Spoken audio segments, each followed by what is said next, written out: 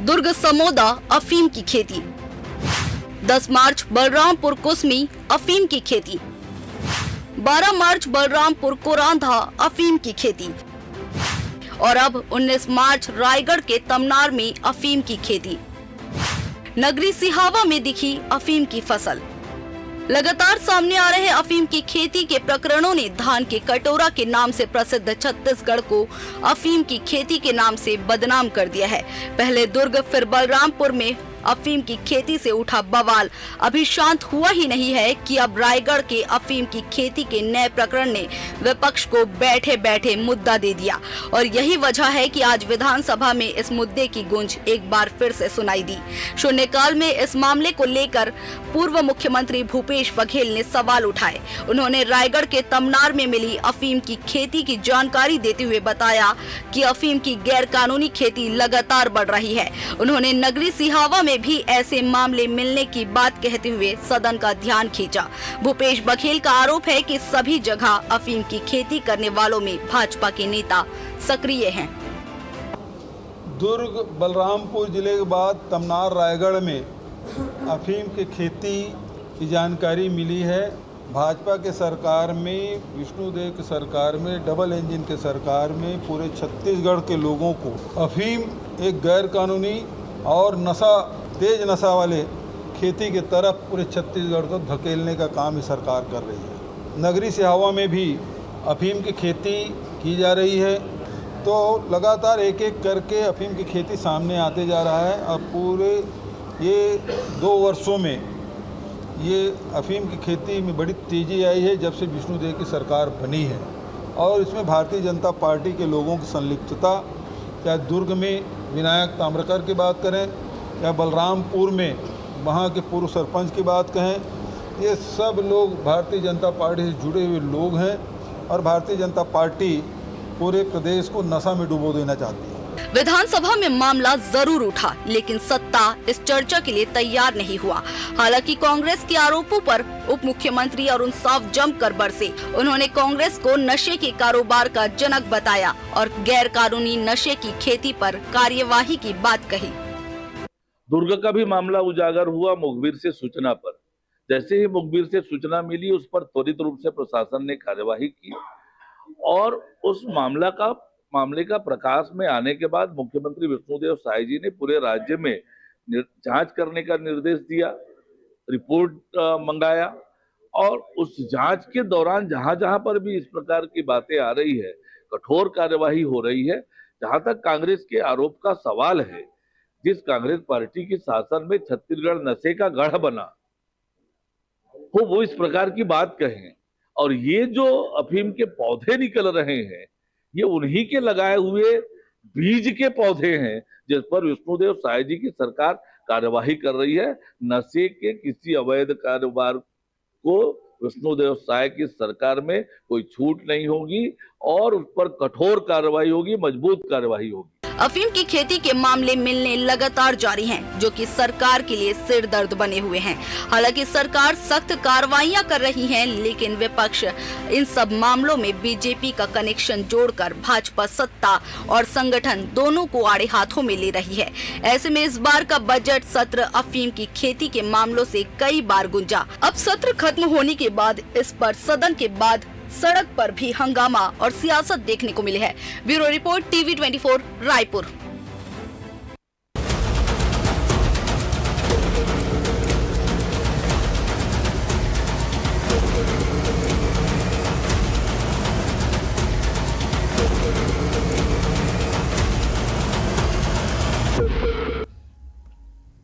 नमस्कार, मैं हूं मोहन तिवारी। आज के मुद्दे में आपका स्वागत है और आज का मुद्दा हमारा आधारित है अफीम पॉलिटिक्स पर। जी हां, पिछले कुछ दिनों से यानी 7 मार्च से रह रहकर ये खबर आ रही है कि छत्तीसगढ़ के अलग अलग स्थानों में अफीम की खेती हो रही है।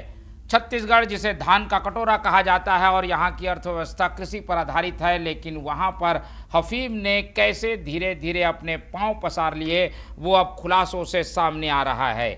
ऐसा कोई जिला बाकी नहीं है जहां से ये खबर मिली हो कि वहां पर भी अफीम बोया गया था। इसके पीछे क्या तर्क है, क्यों ऐसी स्थिति बनी हुई है और विपक्ष इस पूरे मामले को कैसे उठा रहा है और सत्ता पक्ष इसमें चर्चा क्यों नहीं चाहता। इन्हीं सब मुद्दों पर आज चर्चा करेंगे। पहले मिल लेते हैं उन मेहमानों से जो इस चर्चा में हमारे साथ हैं। हम बहुत स्वागत करेंगे हमारे साथ हमारे स्टूडियो में कांग्रेस का पक्ष रखने के लिए मौजूद है कांग्रेस के तेज तर्रार नेता नितिन भंसाली जी। बहुत स्वागत है आपका। इस पूरे मामले का राजनीतिक विश्लेषण और बयानों की प्रतिक्रियाओं को हमें समझाएंगे राजनीतिक विश्लेषक और इस पत्रकार अनिल पुसतकर जी। बहुत स्वागत करेंगे आपका। और बीजेपी से पक्ष रखने के लिए हमारे स्टूडियो में मौजूद हैं राजू चक्रवर्ती जी। बहुत स्वागत है आपका। तो तीनों मेहमान हमारे साथ बने हुए हैं। रिपोर्ट के जरिए हमने बताया कि अब तक हुआ क्या है, कैसे दुर्ग में अफीम की खेती मिलने के बाद अलग अलग जगह से खबर आ रही है और अब जो नई अपडेट है वो ये कि नगरी सिहावा में भी अफीम की खेती की जा रही है। इस पे चर्चा विपक्ष चाह रहा था लेकिन सदन की कार्रवाई खत्म हो गई, चर्चा नहीं हो पाई।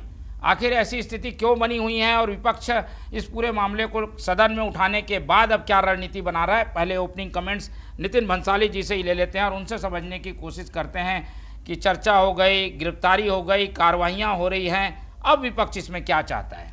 देखिए, कार्रवाई खानापूर्ति नजर आती है।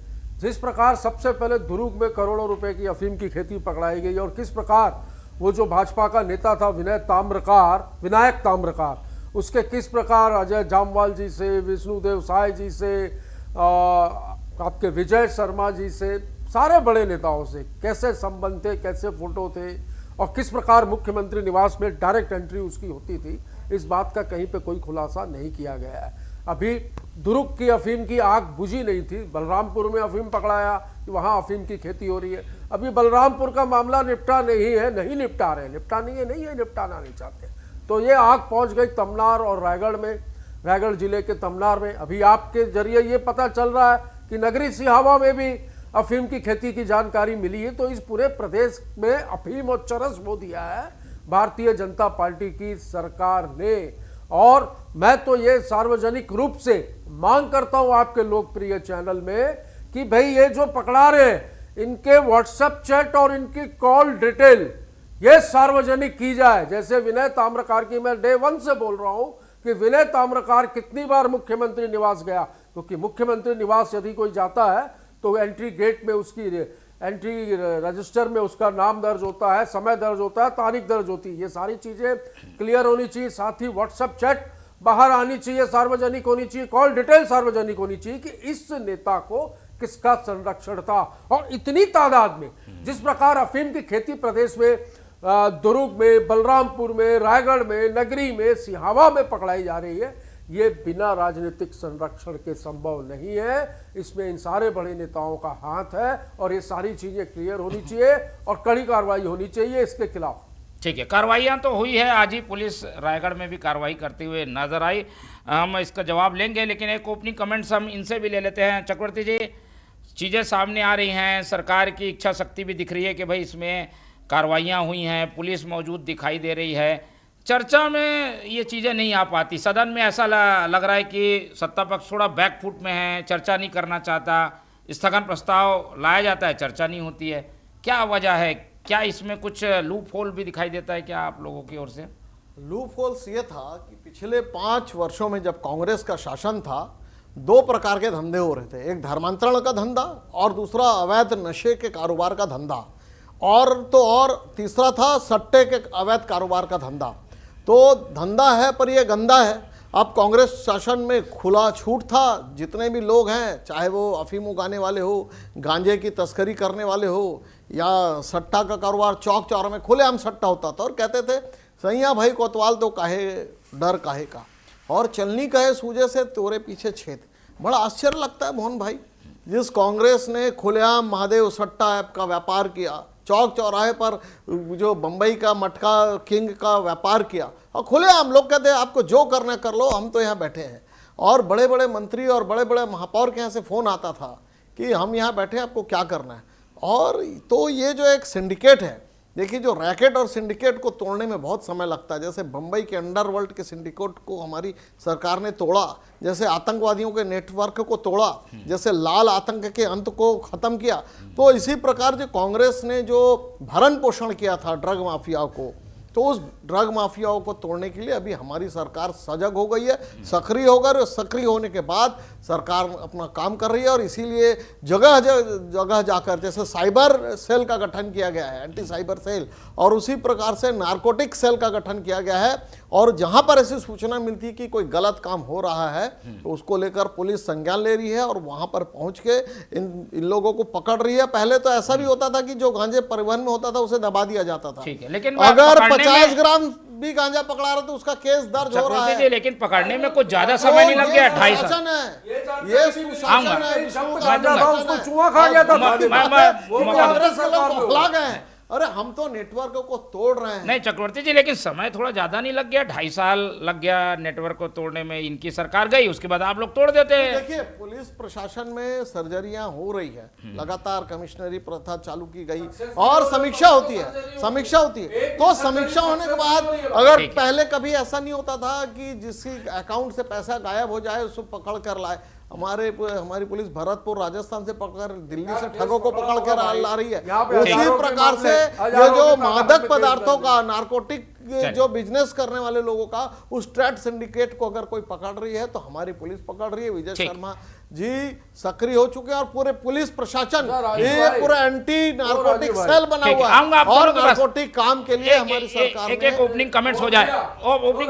ये गांजे का पौधा कितने महीने में खड़े होता है, थोड़ा जानकारी। और अफीम के बारे में हमको नहीं मालूम, नहीं तो वैज्ञानिक जानते हैं, लेकिन आपके समय लगा था और अभी फसल पक रहा था, लेकिन हमने पकड़ लिया क्योंकि वो कांग्रेस के लोगों की संलिप्तता थी। 4 वर्षों से चल रहा था। चलिए आगे 4 साल में होता है, अभी मौका मिलेगा। एक अनिल जी को सुन लेते हैं। अनिल जी लंबे समय से छत्तीसगढ़ की राजनीति को देख रहे हैं और यहाँ की कृषि की व्यवस्था को भी वो जानते हैं।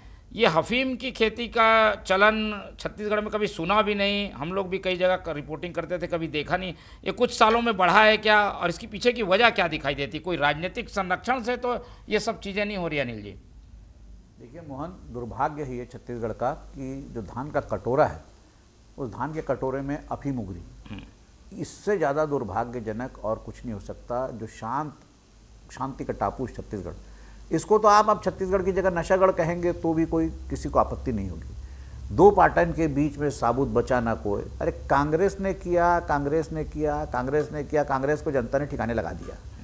आप क्या कर रहे थे? और फिर अफीम हमारे युवा पीढ़ी के लिए जहर है। देखिए, मैं पहले से कहते आ रहा हूँ, आप जब दुर्ग, जो हमारी राजधानी से लगा हुआ शहरी क्षेत्र है, वहाँ अफीम की खेती मिल रही है। पहले जब दुर्ग में पकड़ाया था तब ये डिबेट में बैठा था, तो मैंने यही कहा था कि यहाँ ये हाल है तो सुदूर क्षेत्रों में क्या हाल होगा, बस्तर में क्या हाल होगा। और सबसे बड़ी बात यह है कि हमारे पड़ोस का जो प्रदेश है उड़ीसा, वहाँ गांजे की खेती होती है। पूरे हिंदुस्तान को गांजा वहाँ से निकल के सप्लाई कहाँ से होता है? रायपुर से होता है। रायपुर की लड़की नव्या मलिक पकड़ाती है, पाकिस्तान का ड्रग लाती है। पुलिस का सिपाही पकड़ाता है, चिट्टा बेचते हुए पकड़ाता है। नशे की गोलियां खुलेआम बिक रही है। आप किस किस नशे की बात करोगे?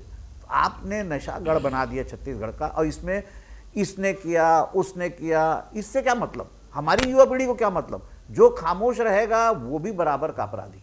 आपको ये बताना पड़ेगा कि 5 साल से, ठीक है, कांग्रेस के जमाने से बीज बो दिए थे। अरुण साहब कह रहे हैं कि कांग्रेस ने बीज बोया। अरे तो आप क्या कर रहे हो? उसको बैठे इंतजार कर रहे थे क्या? फसल पकेगी और काटेंगे और बेचेंगे, खाएंगे? अरे आपका काम है, आप जिम्मेदारी से नहीं बच सकते। और दूसरी बात यह है कि जो नक्सल प्रभावित क्षेत्र है, वहां तो अभी तक आप गए नहीं हो, वहां तो आप घुसते नहीं हो डर के मारे। वहां घुसोगे तो और निकलेगा।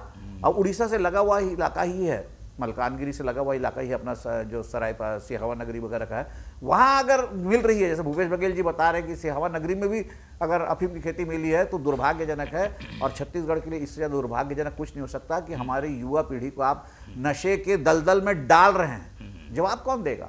आपकी जिम्मेदारी है, आपके हाथ में। कांग्रेस का पाप कांग्रेस धोए। आप क्यों कर रहे हैं वो सब?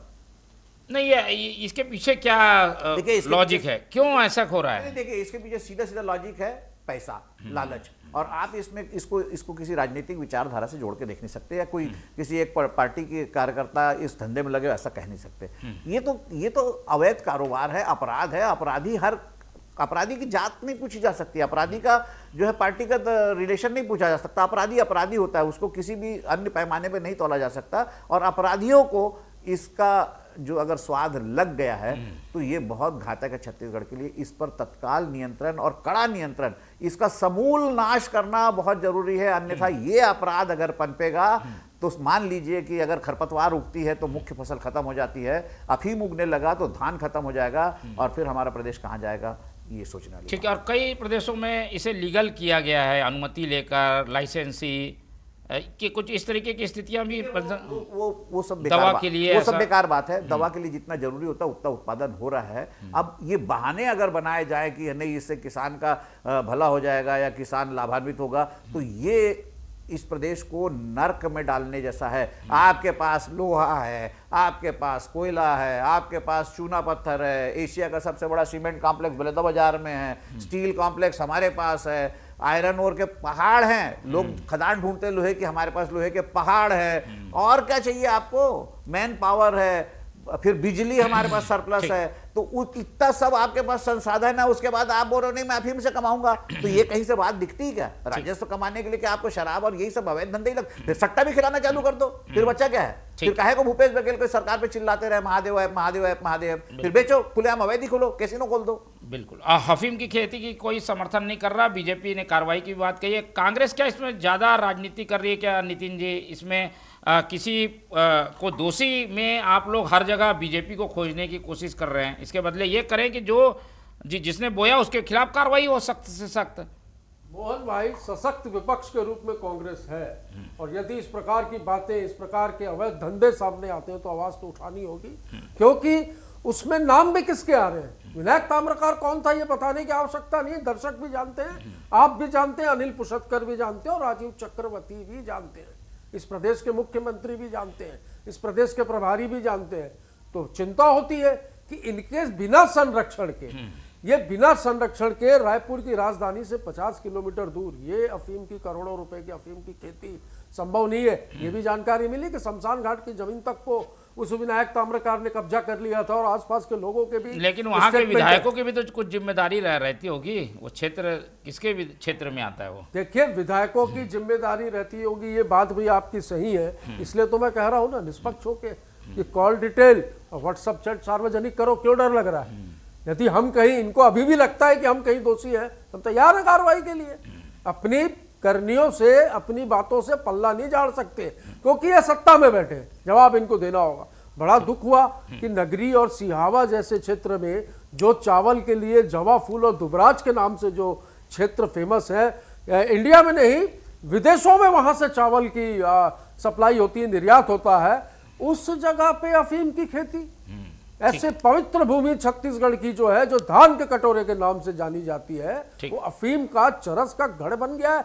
हमने नशे के खिलाफ कार्रवाई की थी। मोहन भाई, आप अच्छे से जानते हैं, काफी समय से आप रिपोर्टिंग कर रहे हैं, इस प्रदेश में हुक्के के नाम से बहुत बड़े नशों का व्यापार इस प्रदेश में चल रहा था। हमने विधानसभा में विधेयक लाकर हुक्के पर प्रतिबंध लगाया, हुक्का बंद हो गया, दूसरी चीज चालू, हुक्का बंद हुआ, दूसरी चीज इनकी सरकार आने के बाद चालू। चक्रवर्ती जी, क्या किससे संबंध थे, वो किसके साथ विदेश गई थी, ठीक है, बहुत सारी बात। चक्रवर्ती जी, अगर धुआं उठ रहा है तो आग भी होगी, फसल दिख रही है, पकड़ी जा रही है, कार्रवाई हो रही है, और एक जगह बीजेपी नेता का नाम भी आया है। क्या ये कुछ कनेक्शन को हम जोड़ सकते हैं क्या? कुछ मैं कनेक्शन आपको बताता हूँ। मनु शर्मा कौन थे? तंदूर कांड के नायक। अगर हम नहीं आ रहा हूँ ना, विषय पे आ रहा हूँ। अगर मैं अपराधियों की श्रृंखला शुरू करूँ तो क्या होता है कि कांग्रेस पार्टी ने सुनियोजित रूप से, सुन लीजिए, मैं विषय पे आ रहा हूँ, और मैं आपके हिसाब से बात करूंगा क्या? अच्छा, मैं आप मेरा विषय आप तय करोगे। आप लोगों ने गांजे का ट्रेड सेलिंग किया था किस महापौर हाउस में बैठकर? आप लोगों ने ट्रेड किया था किस, कहां पे? मुख्यमंत्री निवास के बगल से कौन था? अब मत बताइए, जनता ने आपको जवाब दे दिया है, अब हमारी जवाब दे। यदि आपको मालूम था ऐसा हो रहा है, आप लोग चूड़ियां पहन के बैठे थे क्या? एक मैं बात ये कहना चाहता हूं, आप अगर किसी तथाकथित ताम्रकार की बात कर रहे हैं तो कांग्रेस ने तथाकथित नहीं है भाई। चित्पावन ब्राह्मणों को चुन चुन कर मारा, अरे सिखों को तो अरे मैं विषय बोलने नहीं दे रहे आप। जवाब तो दिए। अगर कोई ताम्रकार पकड़ा गया, आदिवासी, पार्टी ने उसे सिख, निकाल दिया, सिंधी, और सब काउंट में अभी जाएंगे ये। कांग्रेस पार्टी उन लोगों को पुरस्कृत करती रही जिन्होंने सिखों को मारा, ये लो। जिन्होंने ये डिबेट चित्पावन किस ब्राह्मणों विषय पे को हो रही मारा। है? अब विनायक हमने को तो निकाल निकाल दिया दिया पार्टी अरे से, विषय- पार्टी ने निकाल दिया। मुझे अरे तो बोलने- मानना भी तो मुझे पड़ेगा कि विनायक शामिल नहीं, था और तो विनायक को सत्ता का सज्जन कुमार संरक्षण कौन था। थे, एचकेएल भगत कौन थे, कमलनाथ कौन थे, उनको पुरस्कृत क्या गया? भैया तुमने कहाँ जा सिखों रहे को भाई? मारा ए है। भैया अब हमारी पार्टी अगर संलिप्तता अभी हालांकि सिद्ध नहीं हुआ, लेकिन पार्टी ने फौरन ज्यादा उसको क्या पार्टी सिद्ध से चाहिए निकाल भाई? दिया। और होता क्या था कि जो ये तस्कर है या जो मादक पदार्थों का काम करते हैं या उसकी फसल उगाते हैं, उनको ये लगता था कि सारे फसलों के बीच में चूंकि 5 साल हमने बिता लिया है, तरबूज के उनको खेत ऐसी में लगा कि ये ये भगवान। सरकार भी वैसी है, लेकिन ये विष्णुदेव जी की सरकार है, ये विजय शर्मा जी की सरकार है, ये भारतीय जनता पहले पार्टी ये की तय सरकार करो है, कि विष्णुदेव जिसका की है कि संघर्ष है विजय नशे शर्मा के की खिलाफ, है, कि जिसका ओपी संघर्ष चौधरी है की है, राष्ट्रवाद, कि अजय तो जामवाल इसके की है, लिए कि पवन तो साय की है, कि तो अमित भाई इनको शाह की है। बड़ा ये दुख हो क्लियर रहा कर लो। है। अरे ये तो पकड़ क्यों सरकारी रहे दो साहब? लोगों की ये बोल दिए यार। ये चाहते थे कि ये चलते रहे, लेकिन हमारी सरकार ने नेस्तनाबूद कर दिया। नहीं, लेकिन उस अलग-अलग सिंडिकेट को जगह से तोड़ मिल दिया। भी रहा है ना, और ऐसा आगे तो- भी बता रहा हूं मोहन जी, आगे भी हमारी सरकार जिस प्रकार से सक्रिय हुई है, जैसे लाल आतंकों को खत्म किया है, जैसे सीमा पार आतंक को खत्म किया है, ये जो ड्रग सिंडिकेट है उसके पीछे भी हमारी सरकार हाथ धोके पड़ गई है। बांग्लादेश, और मैं आपके लोकप्रिय पाकिस्तान, चैनल से कहता जहां से हूं ड्रग्स कि होता हुआ छत्तीसगढ़ छोड़ दो, महाराष्ट्र, गुजरात भारत की छोड़ बॉर्डर दो, को छीनते हुए या ये छत्तीसगढ़ नशे आ का जाता कारोबार है। छोड़ दो, ये अंतर्राष्ट्रीय नहीं तो सीमा हमारी किससे सरकार आती है आपको भाई? खत्म कर देगी। वो ये कोर्ट- कांग्रेस की कौन सा सरकार नहीं कोर्ट है है वो? कि जो गुजरात चल में। जाएगी, ठीक है, चलिए, ये आगे भारतीय जनता पार्टी की सरकार है। ये नशा का कारोबार नहीं चलेगा, नेस्तनाबूद कर दिए जाओगे, जमींदोज कर दिए जाओगे। भाई चलिए, शराब ठीक। की दुकान पिछले साल खोली, इस आ साल गई बात 35 आ गई। और खोल ये गई। एक इच्छा शक्ति तो सरकार दिखा रही है, लेकिन इसमें कठोर कानून की जरूरत है, क्योंकि ऐसे लोग हैं जो कि बाहर से आकर खेती कर रहे हैं। ऐसी जानकारी आई है, हरियाणा से, झारखंड से आकर खेती की जानकारी आ रही है। ये रेगा में जमीन लेते हैं और खेती कर रहे हैं। कानून क्या हमारा कुछ लचर है अनिल जी? इसको और मजबूत बनाने की जरूरत है, क्योंकि ऐसे लोग अब सक्रिय हो गए हैं छत्तीसगढ़ की ओर, पहले दूसरी जगह खेती करते नहीं देखिए मोहन जी, कोई कानून लचर नहीं है, कानून सब पर्याप्त है। और दूसरा, आप कितने भी कानून बनाइए, अपराधी को तोड़ना है कानून वो तोड़ेगा। अपराधी की प्रवृत्ति अलग होती है और कानून का जो है उसका पालन होना चाहिए। अब सवाल इस बात का है कि अगर ये विनय ताम्रकार वाला मामला सामने नहीं आता या दुर्ग वाला जो है अफीम की खेती सामने नहीं आती, तो आप मुझे बताइए क्या बलरामपुर का मामला सामने आता, या तमनार का मामला सामने आता, या सिहावा नगरी का मामला सामने आता? एक मामला पकड़ाया है, इसलिए अब ये पता चल रहा है कि सालों से अफीम की खेती चल रही थी और सालों साल से चल रही थी। इसमें हमारी भी गलती है, हम अपनी मीडिया की बोल रहा हूँ, उसकी भी सजगता कहीं कमी रही होगी, या जो राजस्व। अच्छा, दूसरी बात यह है कि उस दुर्ग जिले के जो है राजस्व अधिकारी संबंधित उस इलाके के, उनके खिलाफ कार्रवाई क्यों नहीं हुई? आखिर वो राजस्व अधिकारी करते क्या थे, या उस इलाके के पुलिस अफसर के खिलाफ कार्रवाई क्यों नहीं की? वो कर क्या रहे थे? कृषि अधिकारी के खिलाफ हुई है कार्रवाई। अरे एक कृषि अधिकारी के खिलाफ 5 दिन के बाद 10 दिन के बाद। मेरा कहने का मतलब ये है, सजगता समाज के लिए भी जरूरी है। समाज अगर आंख बंद करके सोएगा, हम आंख बंद करके सोएंगे, तो इस तरह के अपराध पनपेंगे। लेकिन इसके लिए किसी एक दल विशेष को या किसी एक राज्य विशेष को दोषी नहीं ठहराया जा सकता। जिम्मेदार हम हैं, हमको जिम्मेदारी लेनी होगी कि हम सोए थे और फसल उग रही थी। आपको खुद को इस बात को तय करना पड़ेगा। सरकार इसके लिए जवाबदेह है, सरकार को प्रशासनिक तंत्र को कसना पड़ेगा, सरकार को पुलिस विभाग को कसना पड़ेगा। कानून पर्याप्त है। अब ये है कि बहुत सारे इलाके में, जैसे अब 10 दिन में 5 जगह से आ गई है, हो सकता है 10 दिन में और 5 जगह से खबर आए, तो पहले पता तो चले कि ये नेटवर्क कहां तक पहुंचा था। और अगर ये सुनियोजित है और सुनियोजित ढंग से इसको अलग अलग इलाके में किया जा रहा है, तो ये बहुत घातक है और हमारे प्रदेश के लिए बहुत घातक है। इस षड्यंत्र का खुलासा होना जरूरी है। और मैं समझता हूं कि कानून पर्याप्त है। और पुलिस की कार्रवाई जिस हिसाब से हो रही है ठीक है, लेकिन उसमें कोई कोताही ना हो। जैसे कि विनय ताम्रकार के मामले में मजदूर को आप मुख्य आरोपी बनाते हो, ये कौन सी बात हो गई? जमीन मेरी है, मेरा नौकर मेरी मर्जी के बिना अफीम की खेती कर लेगा?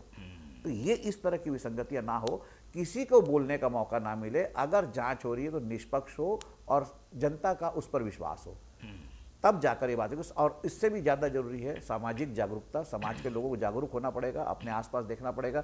और आप बताइए, क्या किसी खेत में एक तो अफीम की खेती उग रही, क्या उस गांव के उस आसपास के इलाके के लोगों को पता नहीं चला होगा कि यहाँ अफीम उग रही? अफीम की खेती बिल्कुल अलग दिखती है, आपके धान की खेती की शक्ल की नहीं है वो, कि उससे मिलती जुलती खेती है और जो है देख लिया और वो चुप रह गया।